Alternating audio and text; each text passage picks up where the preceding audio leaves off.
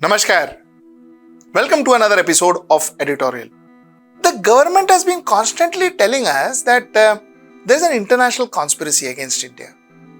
International conspiracy to curtail, to stop, to slow down the growth of India.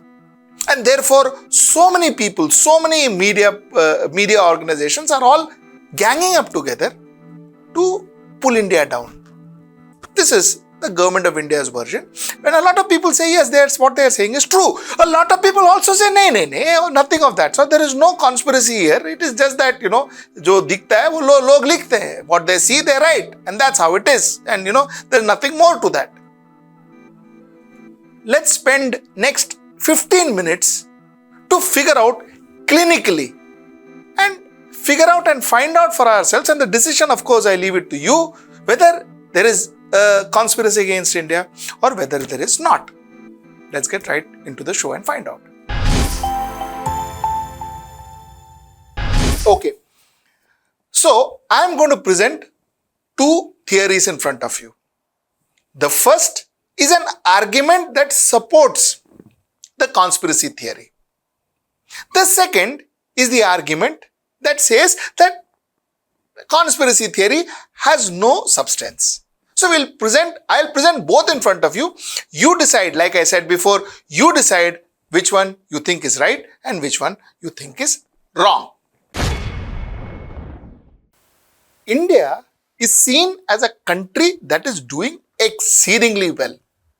Now, all credit to Narendra Modi, the Prime Minister of India, that he has projected this growth to a certain extent. He has magnified this growth beautifully across the globe.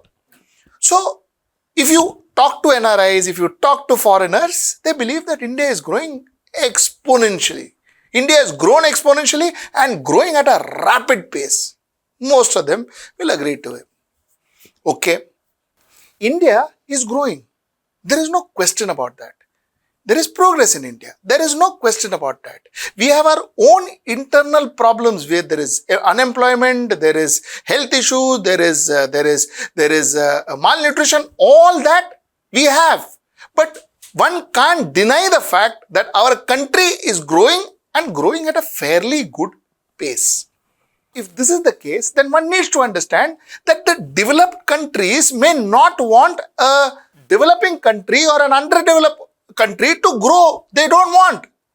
India is a developing country, and the pace in which it is growing, a lot of developed countries may not be very comfortable. Countries like America, countries like China may not be very comfortable with our growth. That is a fact. There is no rocket science in it. We all know it. Okay, so the answer to that is they are going to put whatever possible obstacles to stop that growth of a country. Now, this is not just true about two countries, and this is not just true about geopolitical situations. It is also true in brand marketing. And if Pepsi grows, Coke is not just going to sit and watch them grow and say, let them become bigger. Coke is going to do 10 things to stop Pepsi's growth, to arrest Pepsi's growth, or at least slow them down. Possible. So, this is a very natural phenomenon. So therefore, like in Pepsi and Coke, like in geopolitical situations, a lot of countries will be against the India growing so rapidly and also may want to put some kind of a arrest or some kind of an impediment or some kind of a strategy to slow down the growth. They may want to put. Now, if a competitor has to cause impediments to India's growth, the best way to do that is cause harm to Narendra Modi's image. Cause harm to Narendra Modi's image, which will automatically start causing harm to India's image. And what happens if Narendra Modi's image is caused harm? If Narendra Modi's image is caused harm, it will cause harm to India's image, like I said, but it will also make the government weak because it will strengthen the opposition.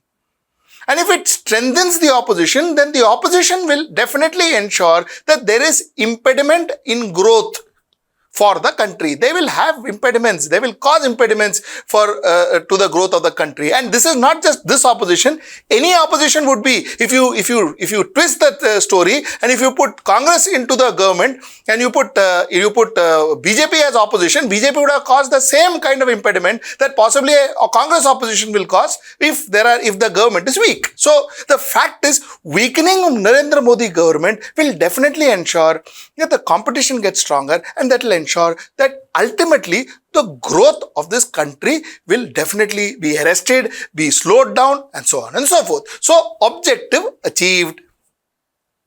Now, how do you combat, how do you strategize and limit and harm a brand? How do you do that? You see, normally you gun after the USP of the brand. Now, if you see, India, the image of India has been built outside of India more than within the country. What I mean by that is Howdy Modi, Madison Square Garden, and so on and so forth. Our Israeli trip, our Chinese trip, our Prime Minister all over the country, all over the world, the way he meets people, G20, all of this internationally. Our USP, our growth catalyst lies in our international image. Because internationally, this entire thing is blown up and saying, wow, India is growing. So a competitor, the first thing they will want to do is harm India's image internationally. Yahan tak theek hai? Okay. If this data is correct, then let us go to what has happened. What has happened is, first, you had Oxfam, which said that, the difference between the rich of the India and poor of the India, there's a huge difference. The government seems to be, helping the rich more than helping the poor. Government seems to be working for the rich than working for the poor. More or less, that is what Oxfam report said. Okay. What did it harm? It harmed the government. It harmed India's image. Second was BBC. They spoke about Gujarat riots. So, second hit to India's image. Then you had the Hindenburg. Now, Hindenburg went after Adani. But then, as things stand, Adani is India. One saw it. The government reacted. Banks are saying, no, we will give loan. Kuch bhi ho, we will give loan. The banks are saying it. So, end of the day, also, and the fact that Adani was the third richest Indian in global top richest men. So, that also played its part. So, hitting Adani in some way was hitting India's image. In fact, in a lot more than some way, actually. It was hitting India's image. So, here you are. Adani, Hindenburg. Fourth thing is George Soros. George Soros also talking about Indian democracy. Hitting India's image. The Guardian talking about Israeli software used in Indian elections. Harming India's image. So, harming India's democracy, the image of our democracy. We call ourselves the mother of democracy. Harming our democracy. Harming our economy by saying that our companies are all fraud companies. That way, harming the Prime Minister who is now, being seen as a global leader and all of that. Harming his image. So, technically speaking, every strength that we projected in the last, 10 years, one by one, those strengths have been harmed. So, we heard the arguments that supports the theory of conspiracy. Now, let us talk about the argument that doesn't. The first point is, be it BBC, be it Guardian, are those statements absolutely wrong? Are those statements baseless? If those statements are baseless, then each of them can file suit against those people who have made those statements. Is Hindenburg's study wrong? If Hindenburg's study is wrong, then obviously Adani can put huge defamation case against them. So, are those things wrong? Are those completely wrong? If they are not, then if somebody is going to come out and talk about it, so be it. That's the way the world works, isn't it? So, that's the point number one. Point number two, you see, BBC, Guardian, Washington Post, these are strong, independent media. They do not bother about government interventions. BBC doesn't bother about British government pressurizing them. They are absolutely independent media. So is Guardian and so is Washington Post, like I said. If you say that, take their track record, most of these people have not been seen writing or professing or propagating or campaigning against or for a particular political party. At least it is not proven till now. Though a lot of political parties have called a lot of these publications a lot of names when they write against them, and when they write against their oppositions, they have called these people the most credible publications also.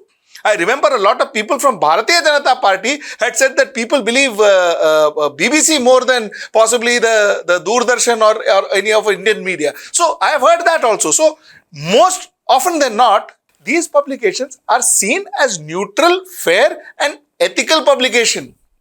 At least they have not been proven otherwise. Because had they been proven otherwise, let's face it, they would have been closed down by now. There would have been hundreds of defamation cases against them. So that has not happened. So why would they do it this time?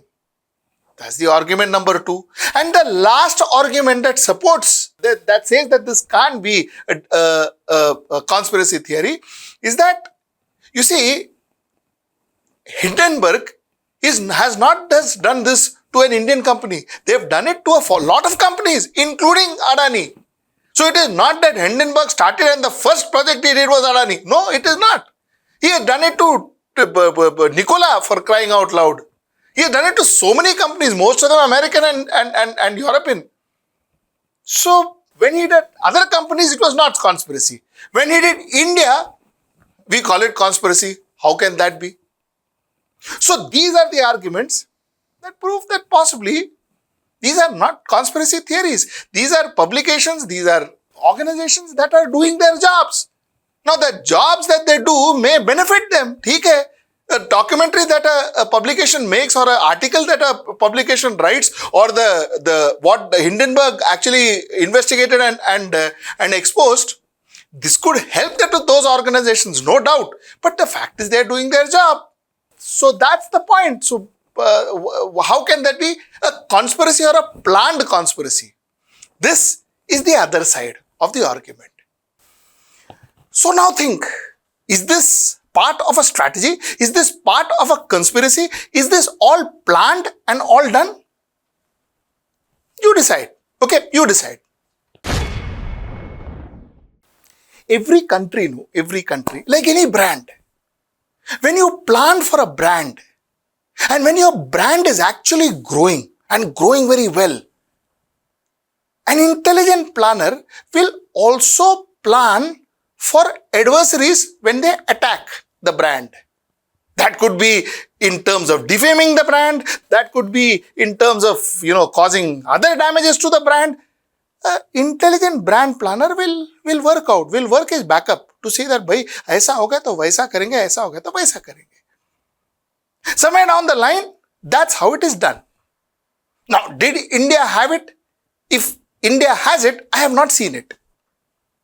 So, while I will not comment on whether it is a conspiracy or not, I leave that to you. But the fact is, if it is a conspiracy or if it is not a conspiracy, what I will say today is we didn't have a backup plan. We didn't have a combat plan. That since we are growing at this pace, if somebody is going to talk against us, if somebody is going to defame us, then what do? That plan should have been planned right when we were planning our progress. That plan seems to be missing in India. That's my point number 1. My point number 2. My point number 2 is, is banning, raiding, defaming the answer to an attack? I'm talking about imagery attack. I'm not talking about combat. I'm talking about an image attack. Technically speaking, no. What I mean by that is, you combat the message when it comes to imagery. And this is imagery. This is a damage to the imagery. When it's an imagery combat, you normally tend to combat with the message and not the messenger. Somewhere down the line, by raiding some publications, raiding some media, you are combating or calling Soros names, or by calling media some names and calling, saying that Hindenburg is a fraud company. All this, you are combating the messenger. Let us combat the message. That's what India should be focusing on. And that's the point I want to make. And till I see you next time. That's tomorrow at 10. Namaskar.